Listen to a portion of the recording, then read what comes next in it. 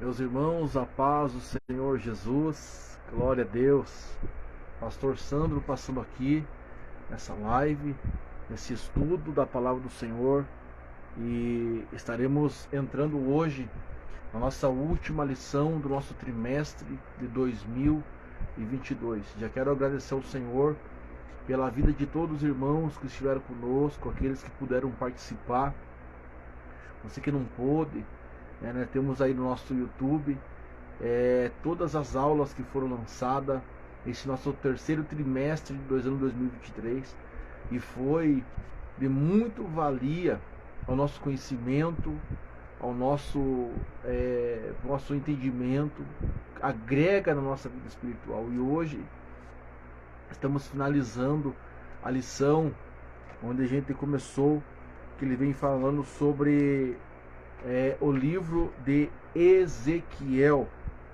O texto era a justiça divina, a preparação do povo de Deus para os últimos dias no livro de Ezequiel. Então foi abordado muitos textos, versículos bíblicos, escatologia, profecias, e tudo isso veio a agregar, a somar ao nosso conhecer, ao nosso conhecimento.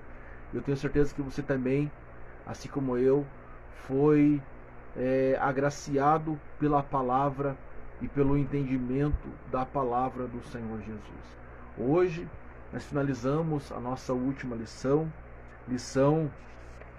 no qual ela era para ser passado agora no dia 25 de dezembro, glórias a Deus, que foi bem o dia do Natal.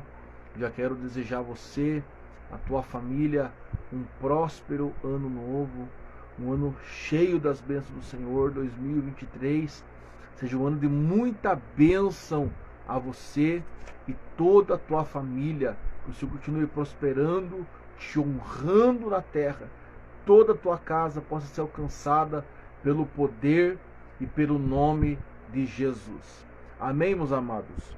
Meus queridos irmãos, hoje é a nossa última lição desse ano de 2023, e janeiro agora vamos começar uma nova escola bíblica, e você possa se inscrever ao nosso canal, estar curtindo, comentando ali, para que nós possamos estar somando a nossa fé, aleluia, e o Senhor ser glorificado em nome de Jesus. Como eu falei hoje, o texto de hoje, o tema de hoje, ele vem falando sobre o Senhor está ali. O texto áureo da nossa lição se encontra no livro de Isaías, capítulo de número 11, versículo 9. Você que tem a palavra do Senhor, a Bíblia, esteja nos acompanhando junto com a palavra do Senhor. Aí você que pode, compartilhe, divulgue nossos trabalhos, divulgue aí nossos estudos, para que possa abençoar vidas, abençoar pessoas, e assim você possa ser um mensageiro do Senhor através das redes sociais, em nome de Jesus. Diz assim Isaías capítulo 11, versículo 9, vem dizendo assim a palavra do Senhor: não se fará mal, nem dano algum, em todo o monte da minha santidade, porque a terra se encherá de conhecimento do Senhor, como as águas cobrem o mar. A verdade prática, o Deus de Abraão, Isaque e Jacó, governa soberanamente o seu povo, ele está no meio do seu povo. Então nós estamos vivendo os últimos tempos da igreja do Senhor sobre a face da terra, amados irmãos. As profecias, elas estão se cumprindo, como você pôde junto comigo estar estudando durante esse último trimestre. As escatologias, os livros Ezequiel, muitas profecias que já cumpriram, algumas profecias que ainda vão se cumprir em nosso tempo, e outras que só serão cumpridas depois do arrebatamento da igreja do Senhor Jesus. Mas Deus está no meio do seu povo. Então eu posso engrandecer o Senhor, você também pode engrandecer o Senhor, que Deus, ele está no meio do seu povo. A nossa leitura bíblica em classe, ela se encontra no livro de Ezequiel, os seus últimos capítulos, do capítulo 48, versículo 30 ao versículo 35. Essa será uma lição muito rápida, bem visto que já é a última lição, né? E aqui decorremos todos os textos do livro de Ezequiel e foi muito agregado à nossa vida espiritual. E hoje vamos falar a respeito do O Senhor está ali. Então você que tem a palavra do Senhor, livro de Ezequiel, capítulo 48, 30, capítulo 48, versículo 30 ao 35, diz assim a santa e a poderosa palavra do Senhor Jesus. E estas são as saídas da cidade. Desde a banda do norte, 4.500 medidas. E as portas das cidades serão conforme o nome das tribos de Israel, 3 portas para o norte, as portas de Ruben, uma porta de Judá, outra porta de Levi, outras, uma banda do oriente, 4.500 medidas e 3 portas a saber. A porta de José, uma, a porta de Benjamim, outra a porta de Dan, outra. Da porta do sul, 4.500 medidas e 3 portas a porta de Simeão. Uma a porta de Isacar, outra a porta de Zebulon, outra. A banda do oriente, 4.500 medidas e as suas 3 portas a porta de Gabe.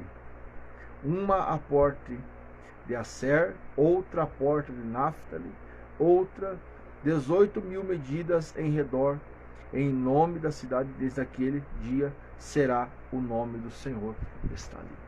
Então nós vamos hoje estar aprendendo a respeito das portas de Jerusalém, sobre a cidade. Vai ser uma palavra muito edificante para a nossa vida. E o Senhor será glorificado. Então nós vamos estar estudando hoje a respeito dos aspectos de Jerusalém no milênio. Então vamos falar sobre uma escatologia milenar que ainda irá acontecer. Aleluia!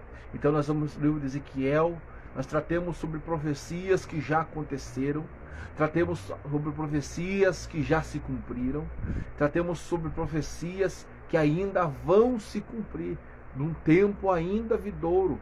Quando a igreja for arrebatada, ainda se cumprirá profecias da palavra de Deus sobre o tempo da igreja do Senhor Jesus.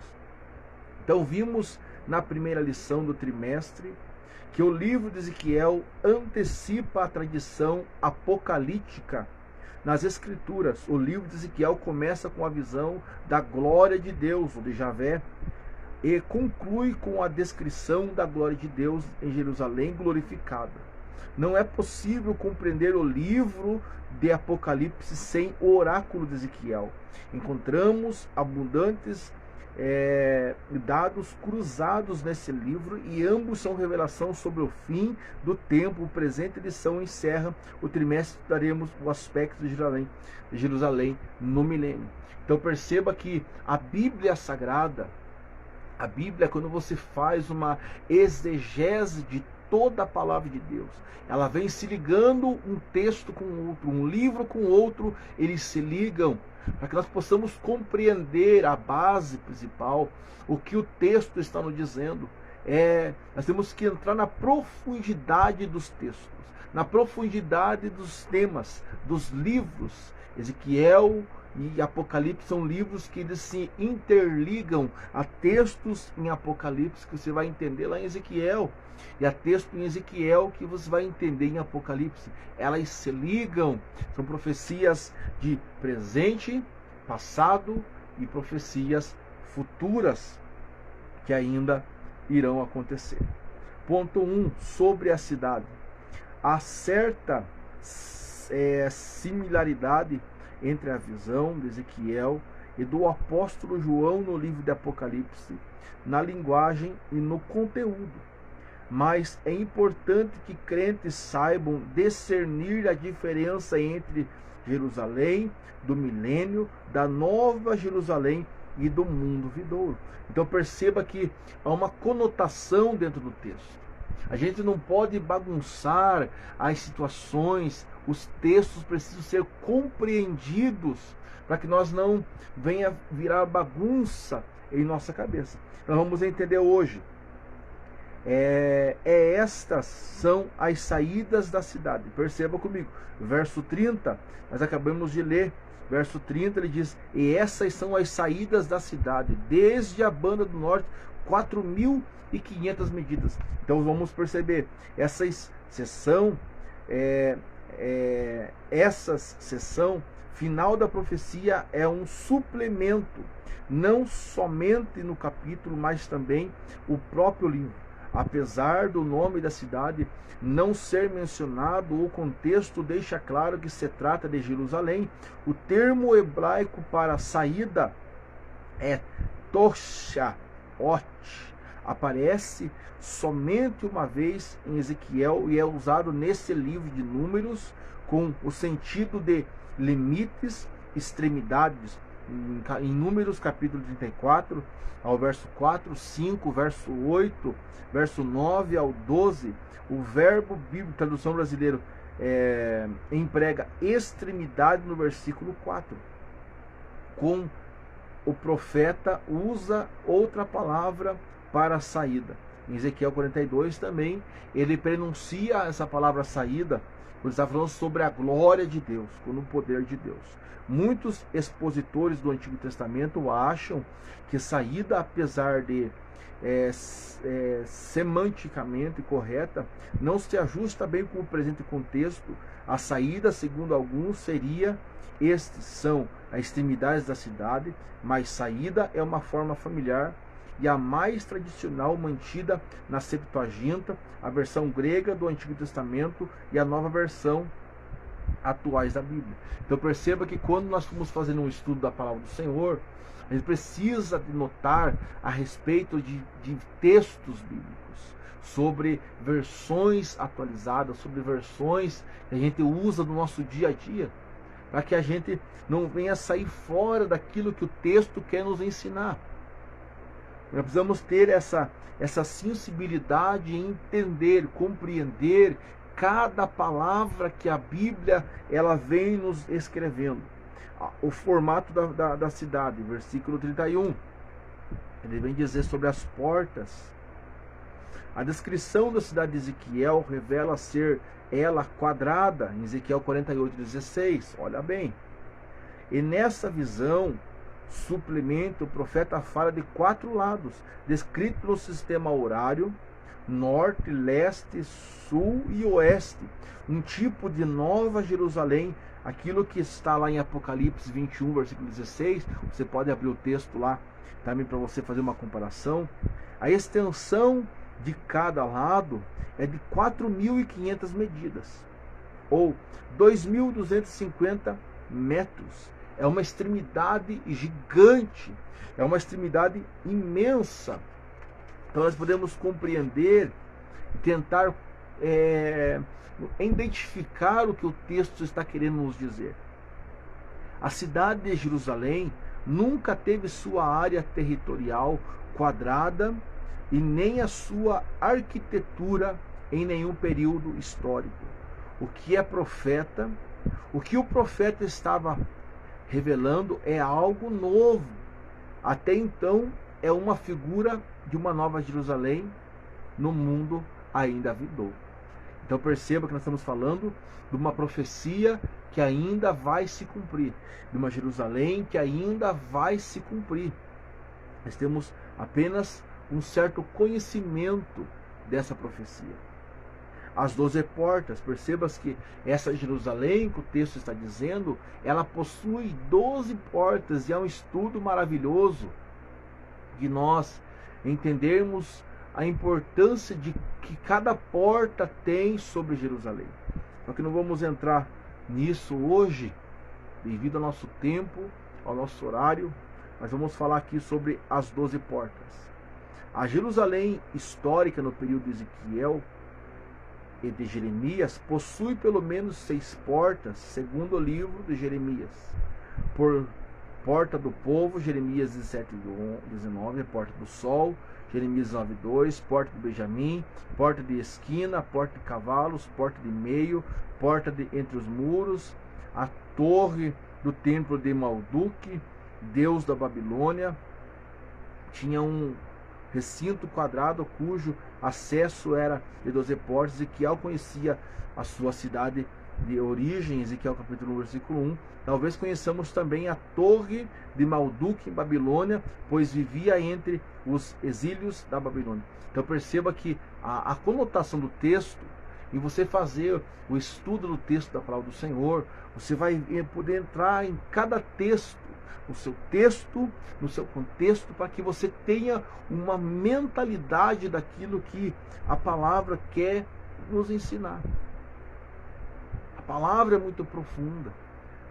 Quando mergulhamos dentro da palavra, você vai poder entender realmente qual é os seus significados. Então, nós vimos agora vamos ver sobre a origem do formato e das portas. Deus é a fonte de revelação e da inspiração da visão da mensagem de Ezequiel.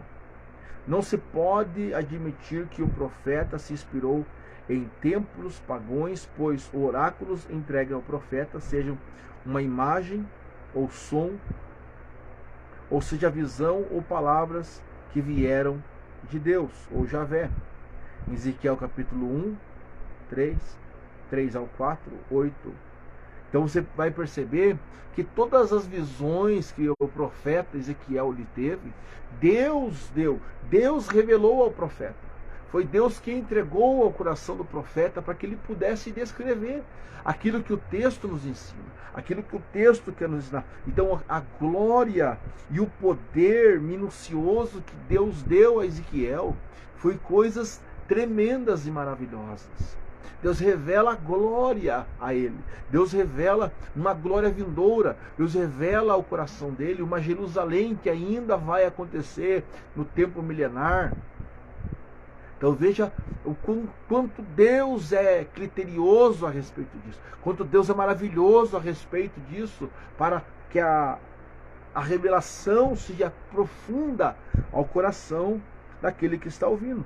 Então, apesar de ser literal pela descrição da cidade, ele é uma figura de uma nova Jerusalém.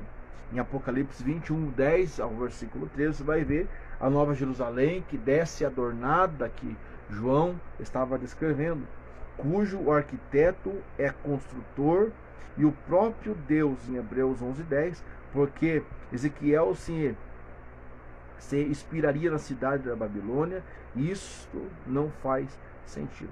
Então você percebe que, apesar de ser uma profecia literal, pela descrição da cidade, ela é uma figura da Nova Jerusalém, cuja arquitetura é o construtor, é o próprio Deus.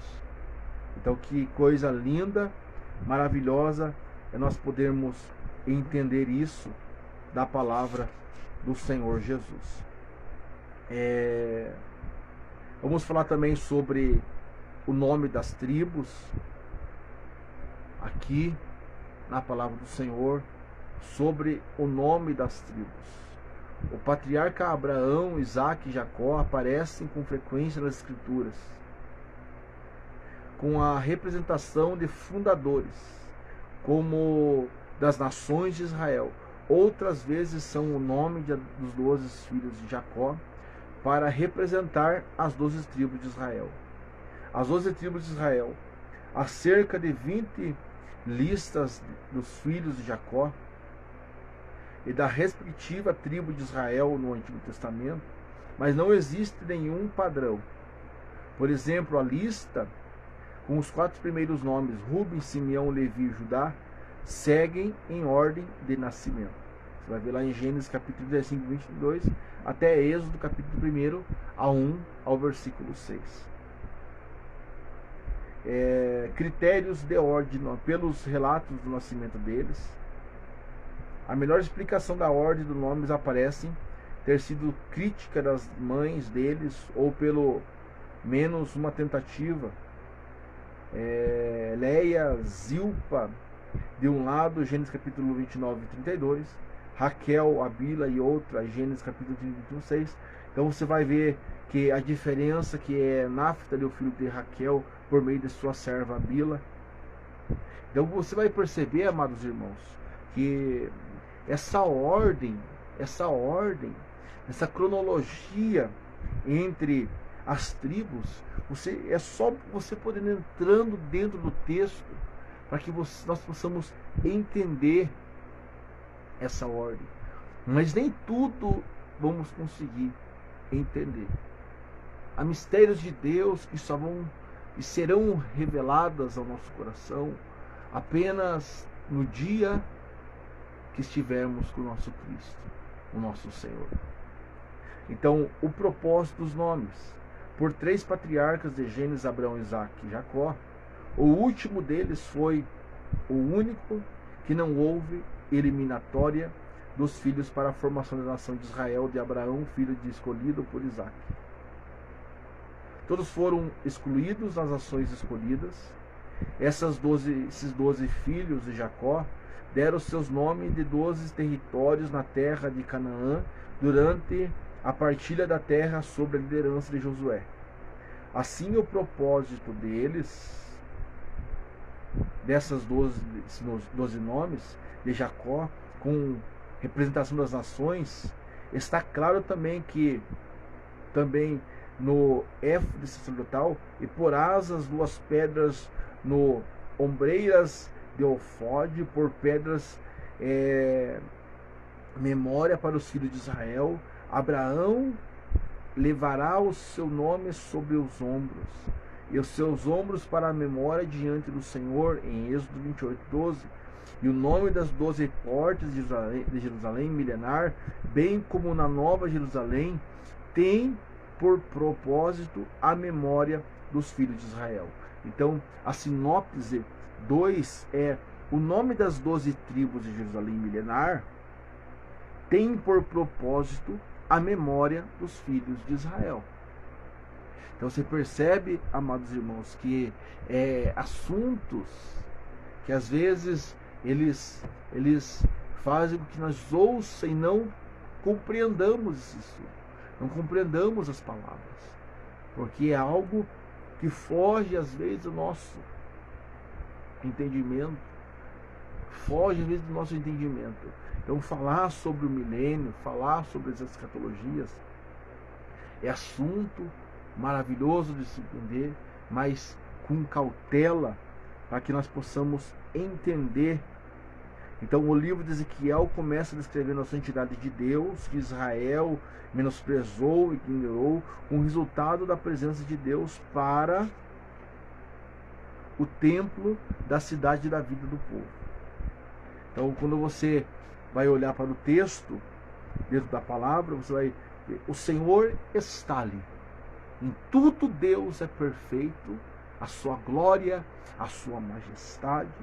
Este é o novo nome da cidade de Jerusalém. Depois da sua purificação e restauração espiritual, sem deixar lembranças da idolatria, prostituição, a violência, o nome de Jerusalém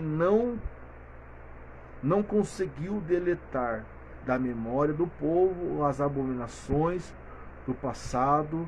Por isso, esse nome precisa ser mudado. Os nomes da cidade, o primeiro nome da cidade de Jerusalém é Salém, Salmo 72, 26, significa paz. Hebreus 7:2, este é os dias do patriarca Abraão, em Gênesis 14. Então você vai ver que vai dando várias conotações a respeito dos textos, o nome divino, o nome de Deus. Não são apenas um apelativo, nem simplesmente uma identificação pessoal, mas são inerentes à sua natureza e revelam suas obras e atributos. Não ser meramente uma discussão de Deus e nações pagãs. O nome revela o poder da grandeza da glória de Deus Todo-Poderoso, além de mostrar os atributos dele. O próprio Deus se identifica a si mesmo como sem o nome em Salmos capítulo 6, versículo 2. Yahvé, amados, o que nós podemos entender do texto da palavra do Senhor? O livro de Ezequiel termina com uma grande promessa de que um dia Deus habitará eternamente com o seu povo. Ele promete também essa repentina, também em Atos capítulo 21, versículo 3.